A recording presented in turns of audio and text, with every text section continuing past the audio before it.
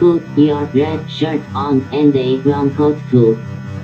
Everybody's joining the crew. We got just one ring, let we rule them all. Hope would remember your call.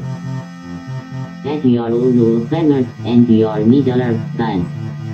A sonic screwdriver or a sword +1. Use Valerian steel it will get you to count. To the pit tank. To the pit tank. The Rocky Mountain pit tank.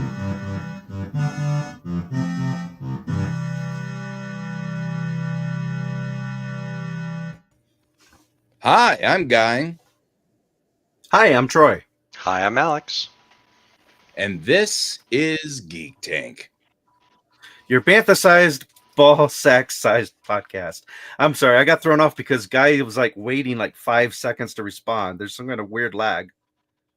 Yeah, it's because Roll20 was eating up all of my resources. Oh, okay. I just closed Roll20 because, yeah, that was not. We can't have that. So So is the Jedi like the Jedi media? it's Is yeah, it it's the Jedia up. Yeah, I did nothing because I was working. And I was so focused on working, I didn't even think about making bad Star Wars puns during my job. So That sounds Star Warsy. Yeah, I went to the Vampire Ball, the Arcane Vampire Ball. Had a good time.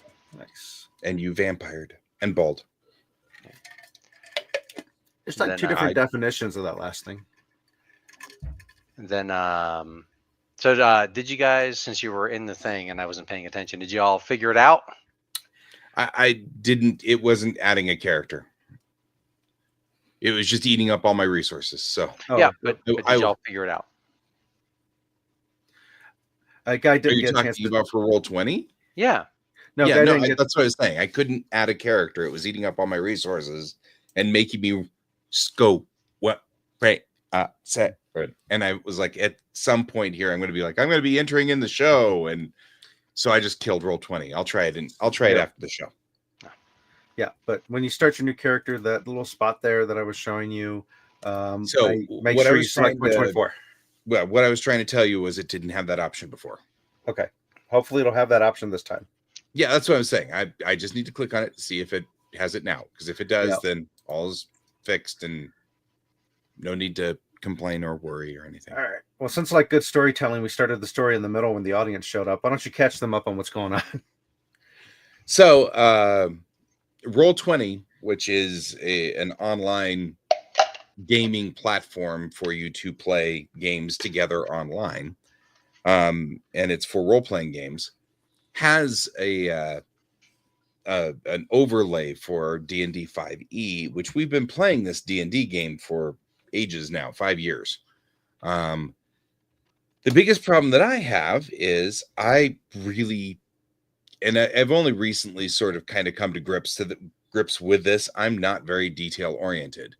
If there are too many steps in something, I will miss a step, and that's usually what happens.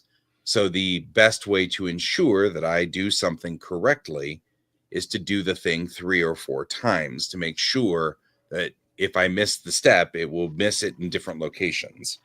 This is the attention deficit part of autism and ADD, right? Because that's what happens is my brain just skips over a step.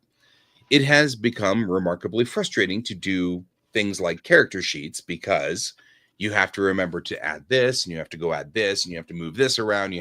If you do this option, you have to add that, and you have to do. And what's happening is my character is now 17th level, and the numbers aren't right. And it's clear that I have done the math wrong somewhere in the previous 17 levels. We've done the math wrong somewhere. Well, I'm over it. And the nice thing about Roll20 is it'll do the math for you. But we have to get it right. The biggest problem we had was that we didn't own the player's handbook. And by the rules that Roll20 got with Wizards of the Coast, They can't allow you to use anything that you haven't purchased through them. So we haven't been doing it because most of us already have a copy of the Player's Handbook in physical form. And so nobody wanted to purchase another copy. Well, somewhere along the line about last week, I finally said, you know what? It is worth $30 for me to not struggle with the math. And I don't own a physical copy of it, so I didn't feel like it was a bad thing for me to purchase it. So I purchased it, and then we had all these problems that went through, and then I ended up gifting it to Troy, and then Troy had it. But the problem is that I was just going to show row 20 while you talk, so that people have stuff to look at. So, yeah, the long and the short of this became that I still couldn't make my character. The problem we were having before was without the Player's Handbook, you can only do the College of Lore with your bard. But my bard is a College of Glamour, which is a Player's Handbook edition. And so trying to add the character, as Troy is doing right now, you can select which one you're doing. And then you opt into, right? I wonder if you could just make her and then just give her to me. I don't know. Except that you really can't, because build a new character. So this is the part where, right, where we're having a problem. So select right the bard, here, and then that on my screen only said free basic rules 2024. And then when you pulled the poll down, which you can't see, but when you pulled the poll down, it only had 2024 and 2014. It did not have what you're seeing, which is the Player's Handbook. Yeah. But that was also during the day when I was being super frustrated by the whole thing and everything like that. And that was a few days ago. So maybe it settled in. We were going to test it before the show started. The problem, of course, became that it was the roll 20 was taking up all of my resources. So I had to kill it before the show started, which is what's going on now, which is why they were like, did it work? I'm like, I don't know, because it was eating all my resources. I was down to like 1 frame a second. I was like, this is a show. I can't really be at 1 frame a second. But if you look at her character now, this is her 16th level character. Mm-hmm. Right? Yeah. So the thing that's nice all the numbers are off by a little bit, which is what we're trying to fix. But the nice thing about this is it does do the math for you. So if I'm like, hey, make a deception check, you click deception and click that, and then it does all the math and adds it up for you over here. Yeah, which is beautiful. That's exactly what I love. I love that part. And the new sheets for it, by the way, don't ask that public roll. Mm-hmm. You can default to always public roll, which I would anyway. If I do private rolls, I roll the dice, my own dice. That's what I carry them around for. My own damn dice. Yeah. If you say roll a 20-sider, I roll a 20-sider. And, but if you want me to roll, deception or intimidation or perception, I want everybody else to read the roll anyway. So it's always public for me out of the character sheet. Well, sure. But nothing is more frustrating to Donald saying, remember, the books are just guidelines. And the DM can do things out of, and that is absolutely true.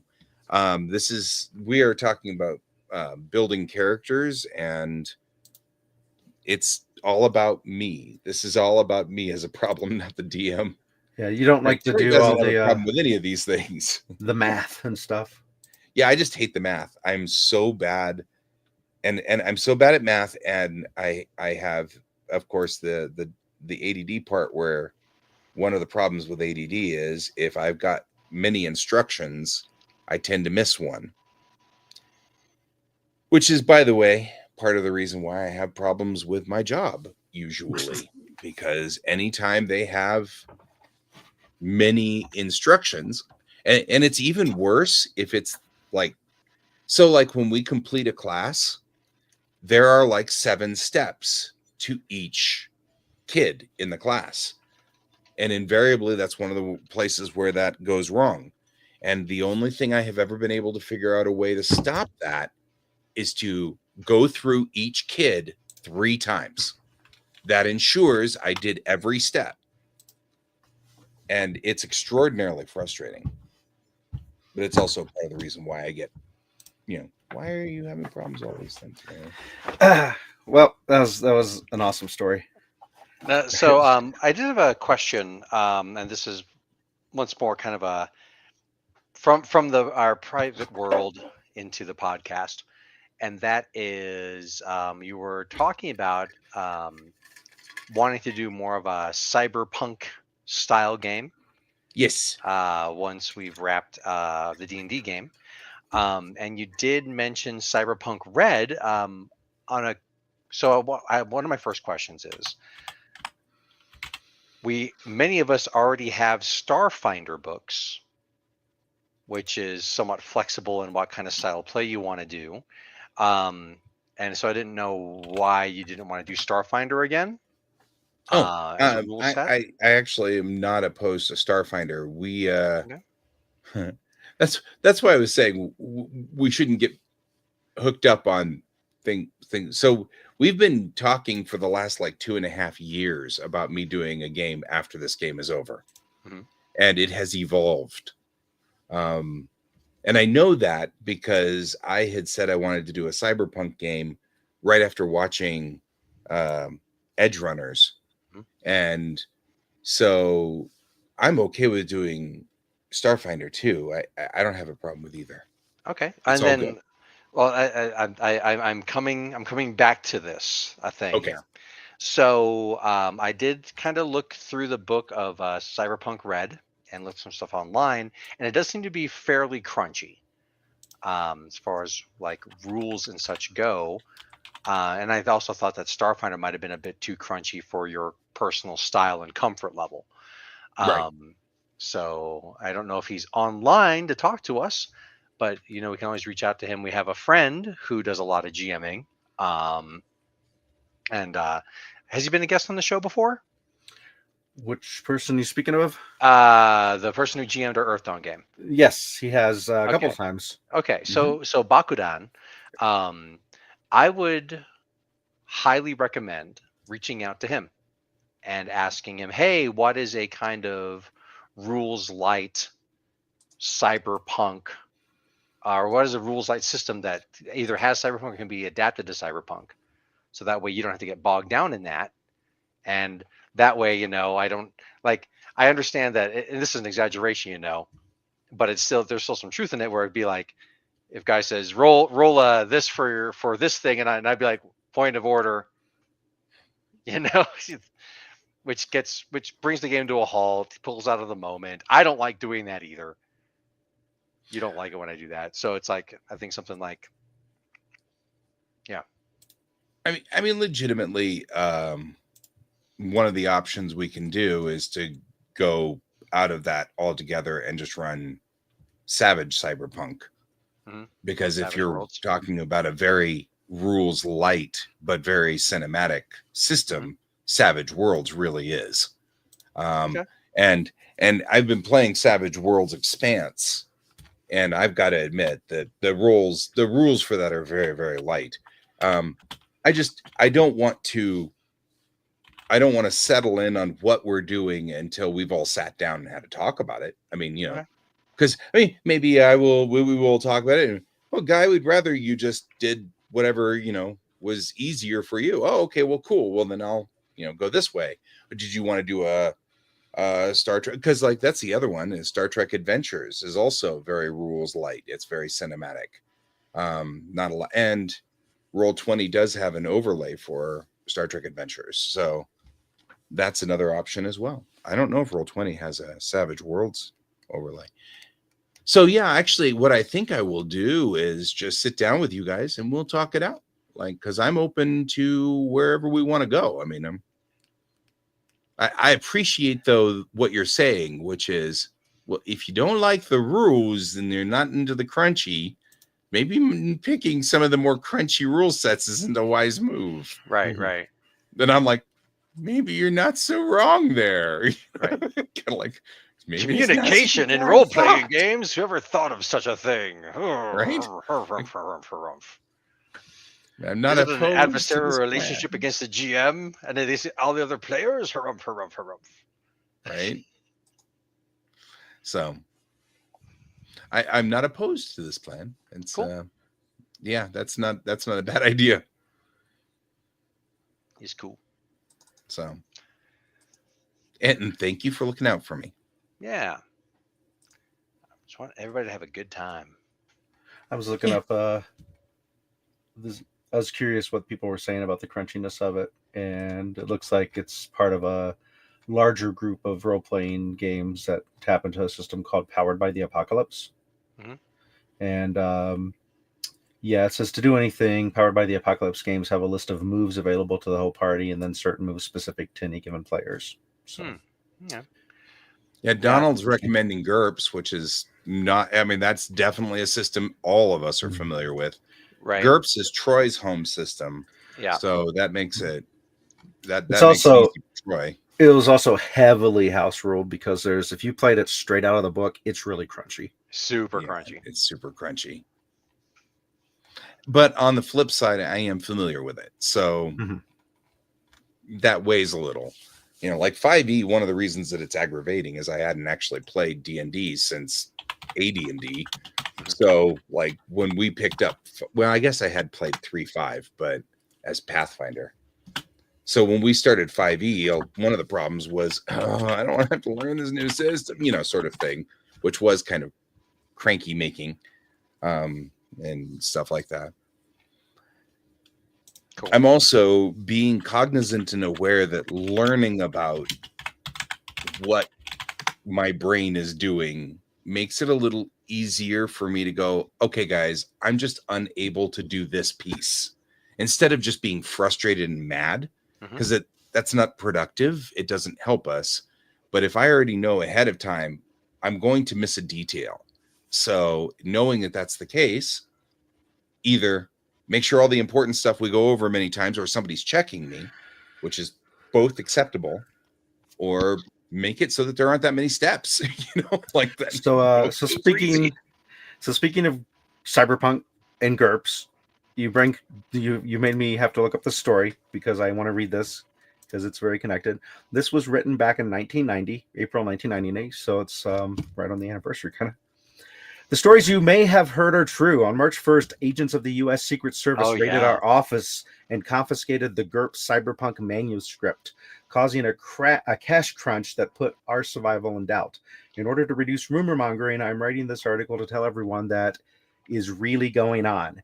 If it will help others avoid similar problems, so much the better. Background: 1988 and 1989 were growth years, but they were unprofitable for a couple of reasons. In any case, he goes on to where he started writing GURPS Cyberpunk, but because of the tech in it and his hypothesis about stuff that was actually happening, the government suspected there was a leak telling him this stuff. And so they went in and confiscated everything to look for it and see who was spying on the government and leaking this stuff to him. And it was all just educated guesses. There was no leak. Yeah. So, but that said, we have a mutual friend, if I'm remembering correctly, and she had cited that GURPS Cyberpunk is like the worst GURPS book, and specifically related to Cyberpunk as well, if I'm remembering correctly. This was years ago, so I could be God, I don't know. I don't have quite the depth of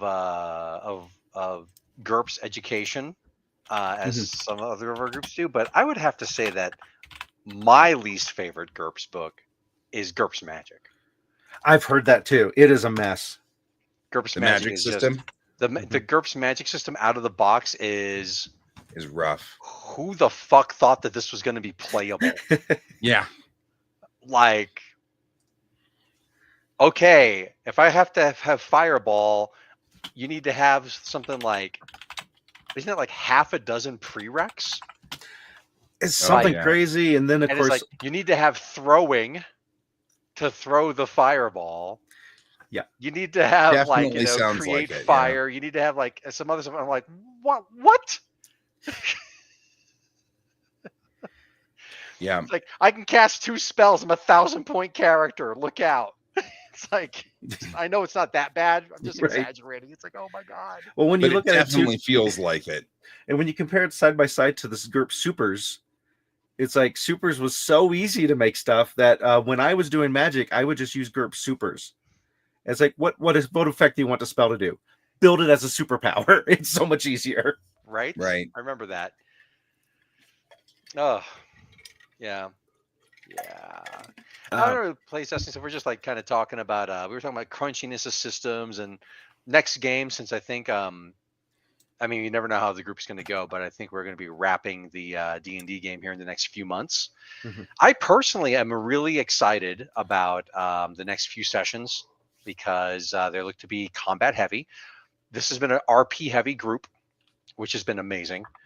But Troy has told us flat out that the deciding incident for the ending is going to be a fight of some sort. And we don't do a lot of combat, and a lot of the players don't do a lot of role-playing game combat. So having a few sessions of, I'm assuming, escalating combats will be good for us. You know, Yeah, could be. I'm trying to help the group out. No, I appreciate it, because I'm like, I mean, like, there are abilities that I haven't used yet. They're in the back of my head, doing stuff. I'm like, oh yeah, I've constructed certain things with my character to be able to build off of these things. But you know, we'll see how it does in play testing. We'll see how it does with the rest of group cohesion and tactics. You know, what are we doing?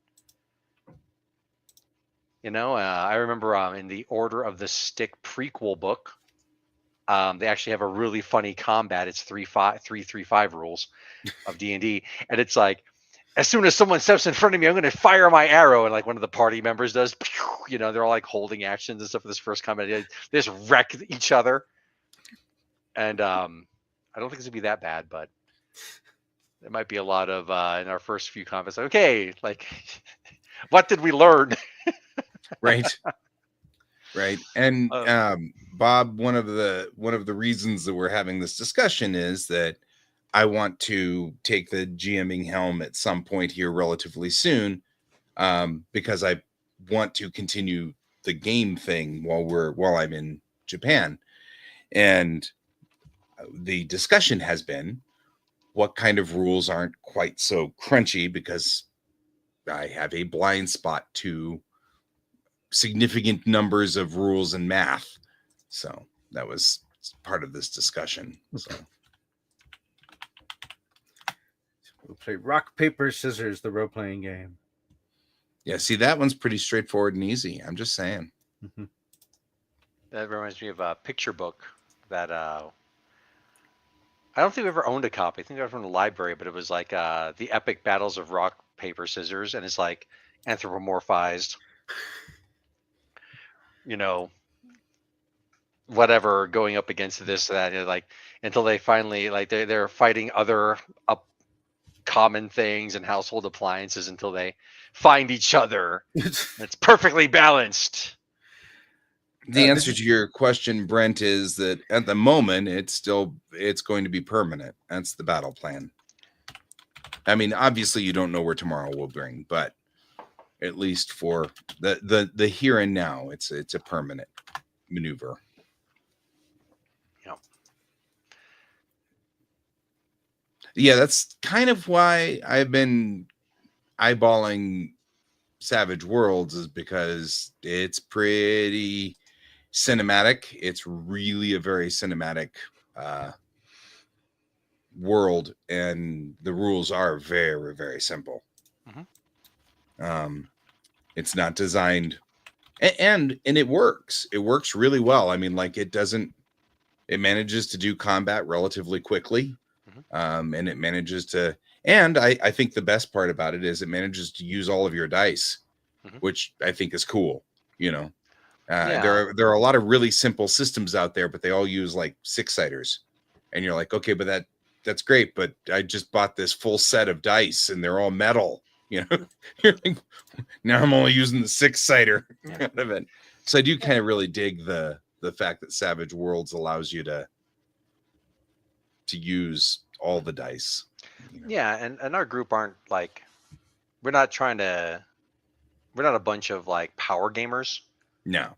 You know, we definitely make suboptimal choices for the sake of character, that kind of thing. And like I do regard myself as a mechanic, but mostly because I want to try to help myself and other players Sure. get the results they want out of their character. It's like, Yeah, and though I do feel very much like you are, you are very much about the rules and everything like that.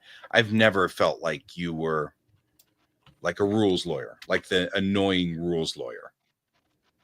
You know what I mean? Like it's never felt like that. It's never felt like you can't do that, guy, because rule number 47B says, Right. I mean, I do feel like whenever we do get into this, it's always been sort of, well, okay, but I think you got your numbers wrong. Right. However, I know I've got my numbers wrong.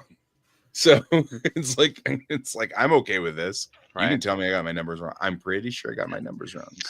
So Brent brings up something pretty funny. As sooner or later I want to make a Necromancer Bard as a 5-piece band he put together. One of the recurring kind of what kind of games should we play, type of things. And it's always been, it's like we've thought, like, what about the all rogues game? Like in D&D, we could all be all different subclasses or something like that.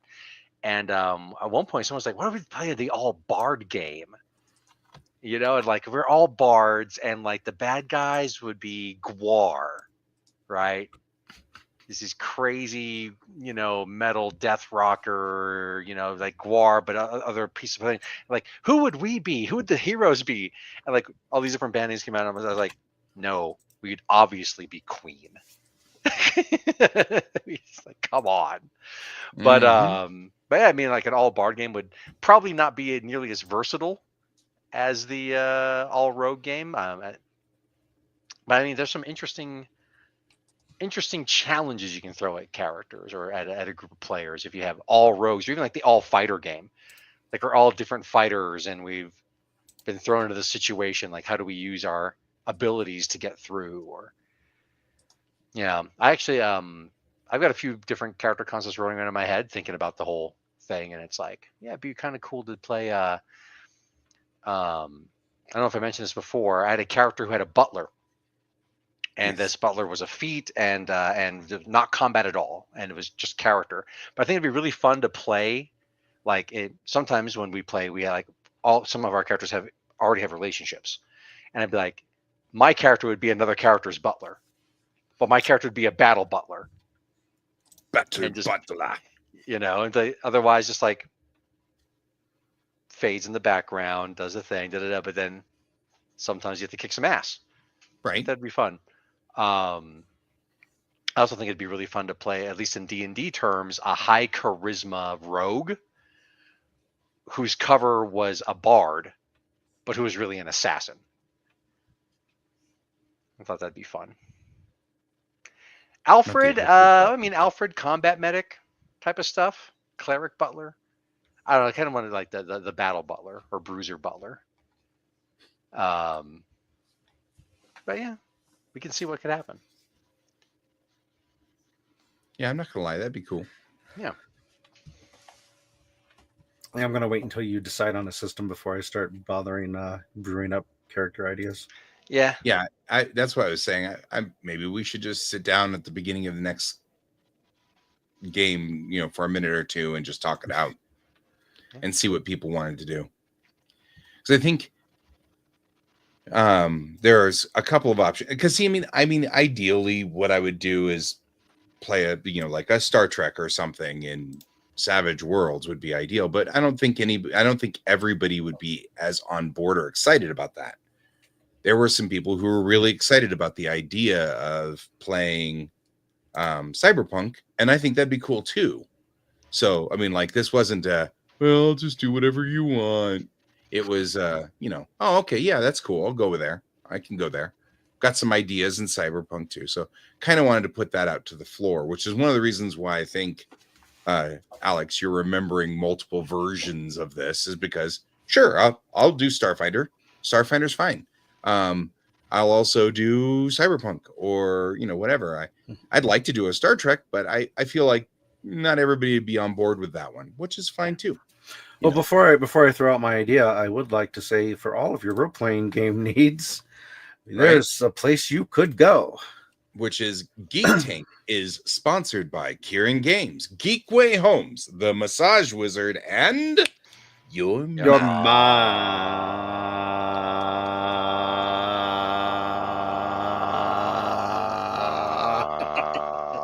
It's too funny. Too funny. Broke. You broke, Troy. You broke. Yeah, I broke. So my idea, and your mom, by the way, is who I was suggesting to go for all your role playing needs. So my suggestion was going to be, and this is going to take a lot of thinking about and messing with, an anthology, but with the same characters in a way. Oh. Did you ever see? Oh boy, the name's just going to launch right out of my head. Give me a moment. World. Not that. I know I own the movie. I'm just wondering if I can find it. Actually, I've got a quicker way I can find the movie I'm thinking of. Okay. Thieves World was a fantasy anthology, which all short stories, and each author wrote a different story, but they could use other people's characters with some caveats, like you couldn't alter another person's character irrevocably, that kind of thing. Yeah. But so I did find it. Hit it. The movie Cloud Atlas. Oh yeah. Mm-hmm. Where the concept was that each of the characters were reincarnations or variations of the spirit of each other. So they look different and could possibly do other stuff. And I'm not saying that would have to be the case for a role-playing anthology, but if we had it, cool. If we had it where each of the ongoing reincarnated versions of these characters, or if you want to make them just world hoppers, the tricky part with that is then you got people who are like, well, I'm a space marine and now I'm in medieval times and everyone can't beat me. But if it's like, I vaguely remember being someone in huge awesome armor, but I don't have that anymore. But an anthology would allow you to do cyberpunk, Star Trek, Star Wars, all that stuff. Yeah, in I like this plan. One of the things you could do is make the character, like make the person. This is, Joe, and Joe's character. He likes bad jokes and good food, and so it's divorced from any of these specific things, but Joe would still have the same characteristics in all of these games. Where in Star Trek, he makes bad jokes and goes and raids the replicator all the time. Then we go to medieval times, and he's always trying to get the buffet table while telling bad jokes, sort of thing. But sort of like kind of make it so that each character is a character divorced of the system. I think that'd be kind of interesting. Because I was thinking that my initial thought was actually very different from both of yours, and that was just we have our characters. Everybody makes a character, and then we switch GMs. Kind of like what we were doing in the beginning of my game. But even more so. Yeah. So because you've let like a few people guest. But it's I was thinking more along the lines of like, okay, well, right now guy's doing the setup and it's kind of his world, and so okay, well, we're all gonna make characters. Gotta make a character too, and then while he's playing, his character is kind of an NPC, but then it's like, okay, well, we did we'll just say it's cyberpunk. We did our job for the corpos, and now he's GM'd us through that, and of course the fallout from that, and now we're in a relative place of safety. Time for the next job. Okay, well, now Alex is GMing. And now it's like, okay, well, what kind of cool job can kind of come out of this, and ramifications, and okay, well, then now Alex is out and it's back to Guy or maybe Troy GMs, and then it'll be like we are all switching off every month or so. Depending on how long the arcs go for session wise. And but you could also mix kind of a little of both of those, right? Because we could have the characters being core character units.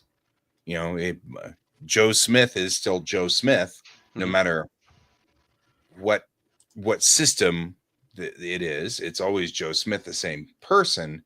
And maybe even the more entertaining part is do something like Sliders, like the TV show Sliders, where they all know each other. So they're familiar with each other, but they have to constantly deal with all these different things. But, what would be interesting would be that the characters move from game to game. The GMs switch. You know what I mean? Like, that'd be kind of interesting too. I don't know. I think because you're talking about like three different things. Talking about like a world hopping game, a rotating GM story game. Like this 6-episode season is the showrunner's guy. This next one is Alex. Yada yada. And then we're talking also about kind of how to put it, like a different hat. Mm-hmm. It's like we made the characters, and now it's like, okay, well now we're all in a Western, and we're wearing different hats now, and now we're doing sci-fi with different hats. Right. I think these are three different things that necessarily can't work together, but maybe shouldn't. I think it makes it a lot harder. Yeah. To try to do more than one thing. I think the real trick is just to poll the group as to are they interested in going into playing in the same world for the same universe for like a year or two, or are they more interested, or would they be interested in doing that with playing the same character in the same world for an extended time, but different showrunners, different game masters, or are they more interested in playing a variety of different characters instead of getting locked into one type of character? Or are they interested in the idea of having a character who's the same character but ends up in different times and universes and worlds, but is limited to the tech and the stuff that's happening in that world? Right. Because they are so drastic enough. It's a question is finding out what do people think they would enjoy playing more. Because some people, I think, have a hard enough time making and developing a single character that having them trying to make enough variances on a character might be really off-putting for them. Mm-hmm. That'd be fine. I'd be fine. I wanted to acknowledge Bob's comment. Mm-hmm. If we did play Star Trek, I would probably be playing Medofius's Star Trek Adventures, because I really do. You already have that too. I already have the books and I like it, and it's an easy system for me, but it does have specialized dice. But like I said, Roll20 has a skin for it. So all the specialized dice are in Roll20. So that wouldn't be horrible. So yeah, I just wanted to acknowledge that because Bob, you and I are on the same page right there. Yeah, and that's where I'm going. Brent says, or the big bad keeps transporting characters at different times on death, and the ultimate goes to figure out how to beat the big bad. There's a limit on how many different realms or times. That's a very what's a modern thing that's used this? Wheel of Time. Mm-hmm. Very Wheel of Time type of thing. I win again, lose therein. Type of setup. So yeah, or even since they decided to do different cycles of the Gunslinger, it's very Gunslinger. And mandatory, obligatory Gunslinger tangent, Dark Tower tangent. Apparently, like the next thing that they're doing is supposed to be now he's got the Horn of Eld. It's like, Mr. King, you've lost me and you've probably lost other people already. So whatever, buddy. Anyway. But that's a very, like I said, very Wheel of Time. The wheel turns, right, and people come back. But then it'd be one of these. It's like, why do we all conveniently die this at the same time every time? Why do we get TPK'd all the time? Because we failing. That's why, because we failing. It's like, sorry guys, one of you survived. The rest of you have to sit out until the final character dies. Yeah, and it's like, especially when it comes to like the Wheel of Time setup, it's like. It's done in such a way that even if people die at different times, they're all brought back at about the same time, but it's many years later, ages later. So it could even be like, okay, well, we failed the thing, and then we have another 1,000 years of darkness, and and we're back. Let's try to stop them again. But yeah, that series was pretty good for a little while. Oh well. So yeah, I think it's going to just take a session 000. Right. Right. It kind of is that. Yeah. I tell you though, if you bring back Star Trek, I am going to resurrect my character from How I Met Your Mother, Barney, Mm-hmm. because he was such a fun character to play. Nice. I think I haven't played a Cyberpunk game in a long time, and I think I kind of want to. There's a character I played, and I had a lot of fun with her, and she was a solo in the cyberpunk vernacular, and her philosophy was the right tool for the job. So she was Good always wanting to be, she's definitely there on the planning stages and everything, and figuring things out, and like what was the never like the whole like Batman levels preparing. It's like Batman knew he'd need 483 batarangs tonight type of thing. But like, okay, well, this, then this, and this, and this, and so a very large breadth of skills so that she could slot in to do the solo role correctly for each scenario. And of course, things always get fucked up, but that's the fun of it. So. Yeah. Oh, okay. Yeah. Got it. Okay, so Brent's saying like more like the Edge of the Tomorrow, where everyone gets reset on the death of the big bad. The goal each time is to figure out how to beat it differently. Can only reset X time. Oh, okay. When the big bad dies, that's when it Right. resets. Gotcha. Okay. Interesting. This is an interesting idea. Yeah. I'm not opposed, like I said. Has anybody seen Sinners yet? I've not, but it's on my list, and I was talking to you about it. It's on my list too. Did you get to see it? I haven't seen it yet. Okay. I really want to see it because I heard about a scene that happens early in the movie, and apparently there's a bunch of Native Americans hunting the monster, and they come across like this I don't know if it's a cabin or a compound or whatever, and they're like, hey, we're monster hunters, we're hunting a monster that's nearby, and they're like kind of casing the place too, they want to know what they're getting into. We think it's nearby, and then like the leader notices that there's like some clan robes or a hood that's been like in the place. Is like, you know what, we think you guys got this, and they leave. Get eaten by monsters, assholes. That's awesome. Let me know when you're going to go, because I want to see it. Okay, cool. Yeah, I heard an interview with the director, and he was talking about how he just had to step away from the Black Panther franchise because although he made the movies, he doesn't consider them his movies because Disney owns them and they get to make a lot of executive choices. Yep. And he just really needed a chance to be creative. And I want to say it was his uncle. It could have been his grandfather, but I'm pretty sure it was his uncle was a huge fan of jazz and got him into it and blues. And he really incorporates a lot of that into the movie as kind of an homage to him. And so there's just a lot of cool things that makes me really want to see this movie. Yeah, I'm down. Yeah, we'll There's probably jump scares, guys, so you probably won't want to join us until we get to vet it for you. Yeah, I was gonna say this sounds very much like so you'll tell me whether this is good or right.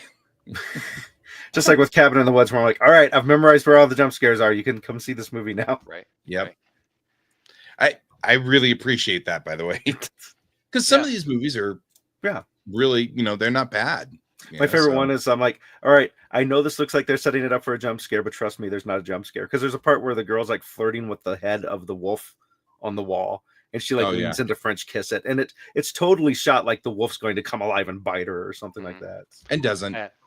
So no spoilers, Bob. I do have a question, and that question is it worth, since Brenda said it's going to be on streaming later this month, is it worth watching in the theater? Because I'm all for watching cool movies in the theater. I love it.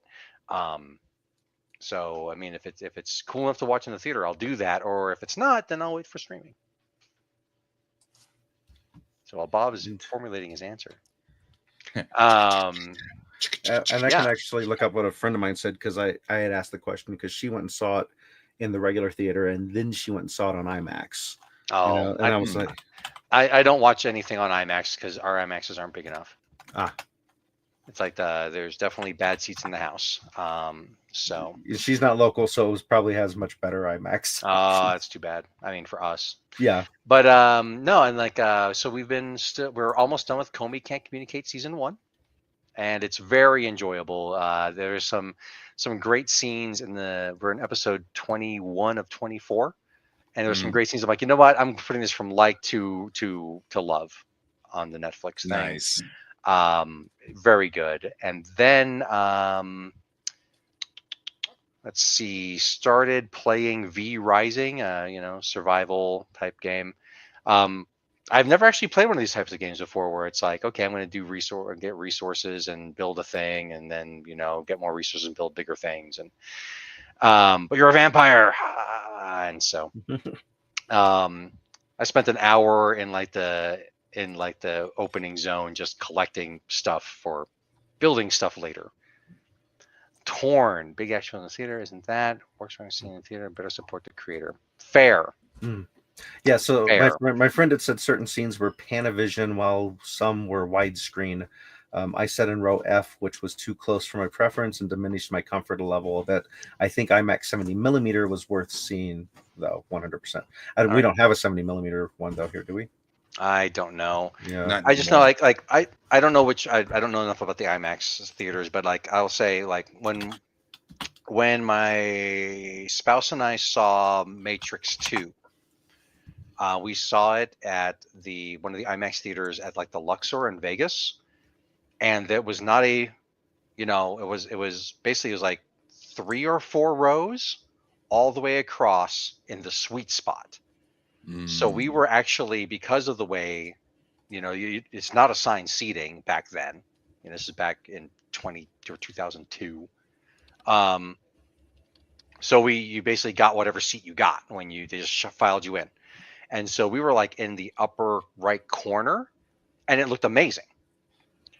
And then I saw a couple IMAX films here in town, which is not that setup. They fill the theater up like a regular fucking theater. And it was okay, one time I was like, okay, well, this is really cool. I'm kind of in the sweet spot. I'm liking it. I'm really enjoying this movie.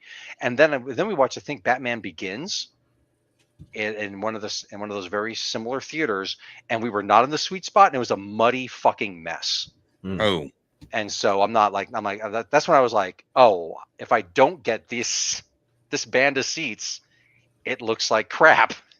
Right. Vaseline is smeared on everything. I'm like, no.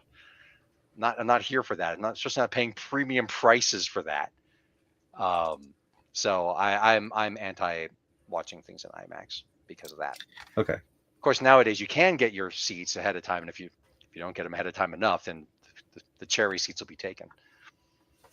If what I'm seeing, I don't know about if it's just that specific movie or all the theaters I'm finding with 70mm ones are not here in Colorado. So. Right. Yeah, that's just my initial attempt to search for it. Yeah, and Continental closed, they're tearing it down. So I mean, that was probably the last 70mm screen in Colorado.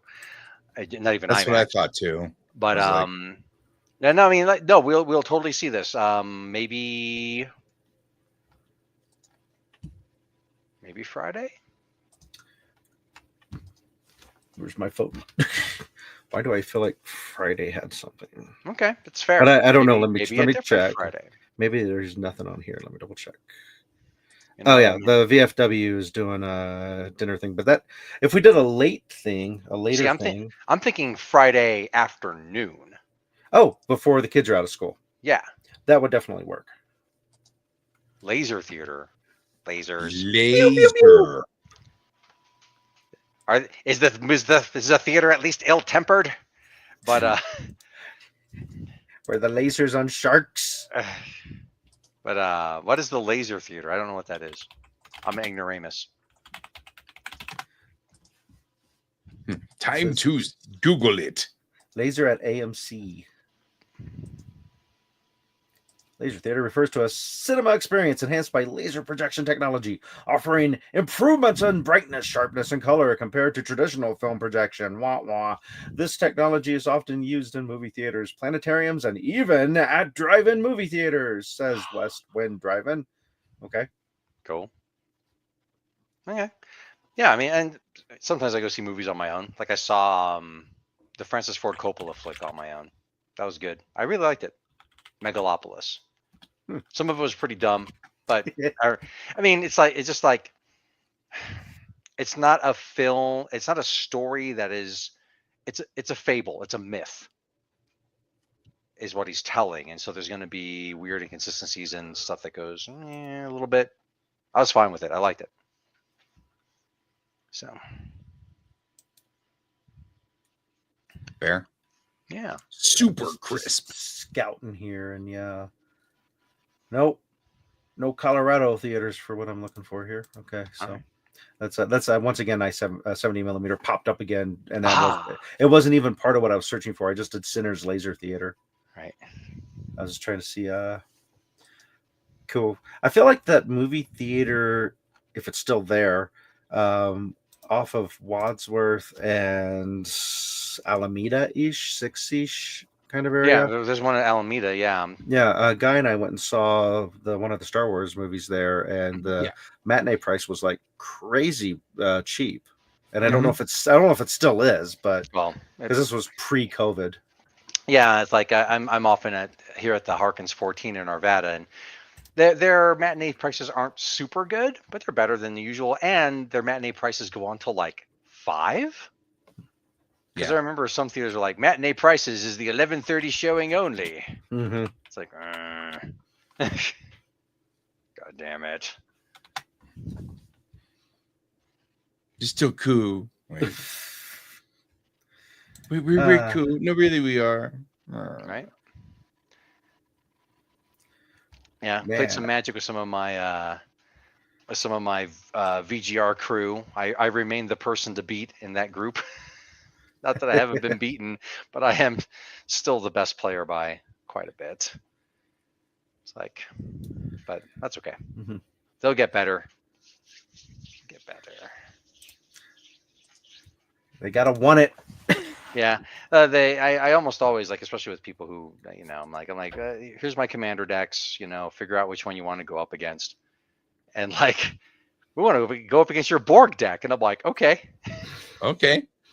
Yeah, if you want that, that is fine. Like, we can do that. Like super fast mana, big artifacts, and then like knocked one player out. It was a 3-player pod, knocked one player out, and then the next one I was like, and now I'm expecting you to like come at me. When the shields are a little bit down, they're like, I can come at you a little bit. I'm like, not good enough. Like, yeah. I'm excited about what I've got in store for NDK's special Magic the Gathering tournament that I'm putting together. I can't say anything though, because who knows who's listening. Surprise.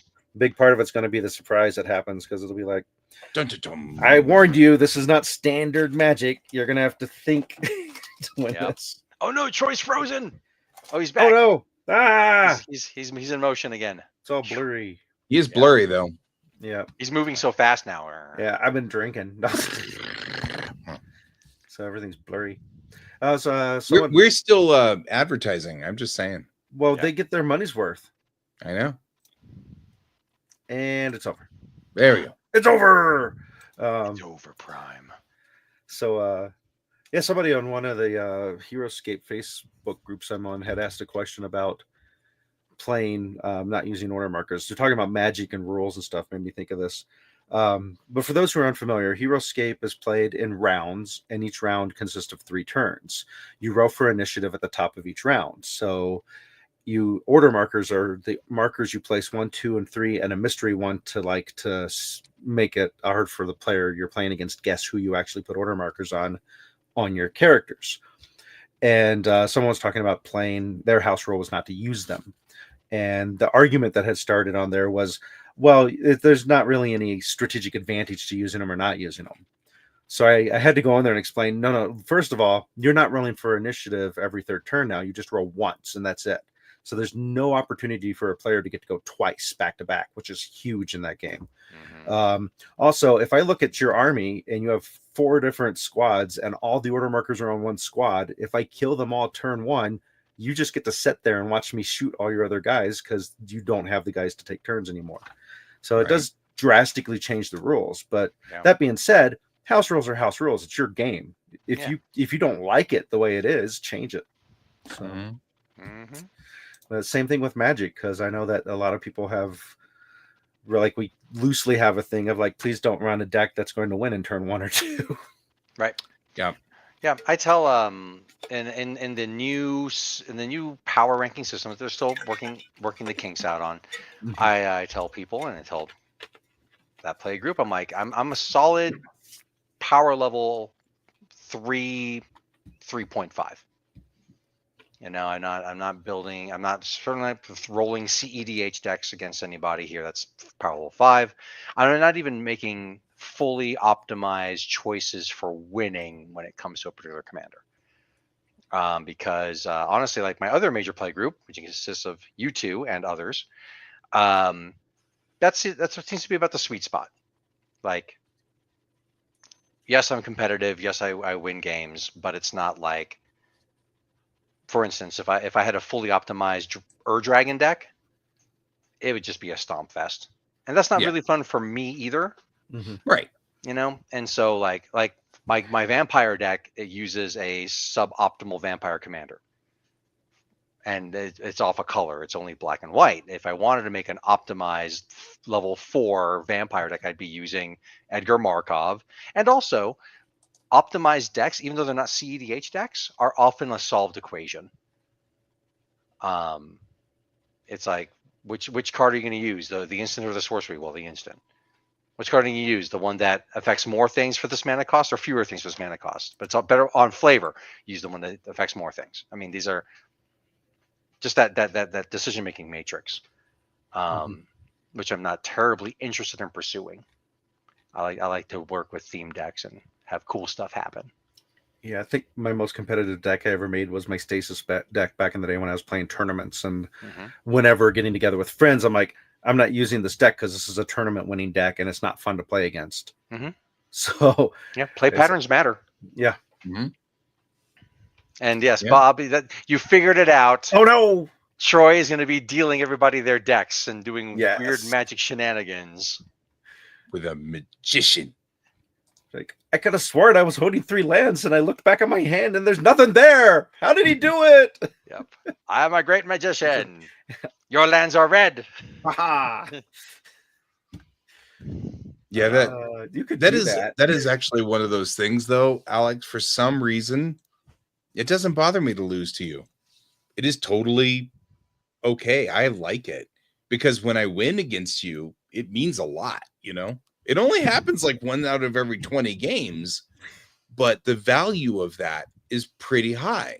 You know what I mean? Like, it's different whenever you're dealing with someone who you're playing against them, and sometimes you win, sometimes you lose, but when you're getting beat a lot, it actually kind of is cool that means more, you know. And you've always had a standing rule that you never dumb down the game for someone, you know. You never throw a game. No. Ever. Which means that if I won, I won. You know what I mean? Like, I did this, you know. It's something we can, and I feel that way also about whenever we play, video games. Right.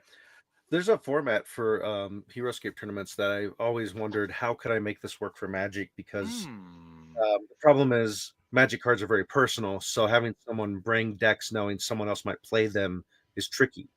But in HeroScape, they have what's called bring 3, pick 1. And so you have to create 3 different armies and bring them, and they go in to a pool against your opponent's 3 armies. You roll off. Whoever wins gets to decide if they pick first or second. So you get to look at all 6 armies and pick which one you want to play. And so there's a bit of counter thinking in this. Right.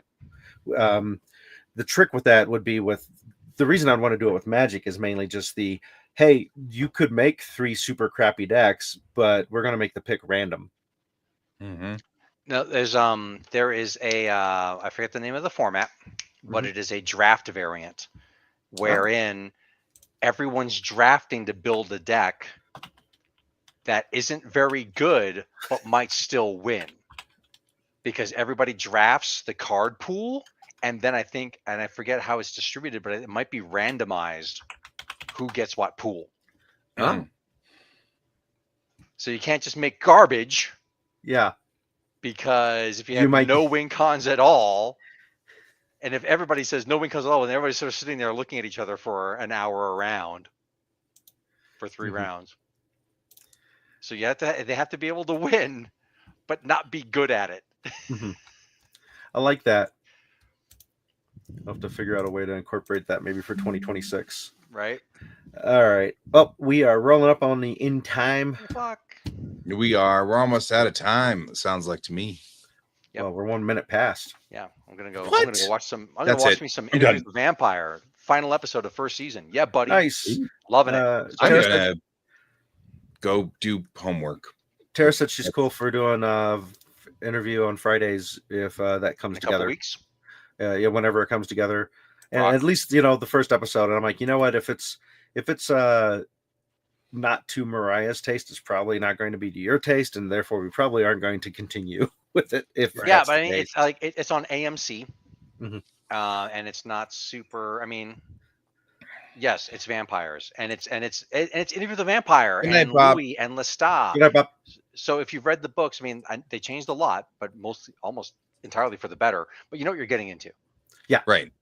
Like I know what I'm getting into, and there's stuff that Lestat does that just honestly turns my stomach, and I'm still watching it. I love it. Cool. I'm like, I don't know if that's gonna go.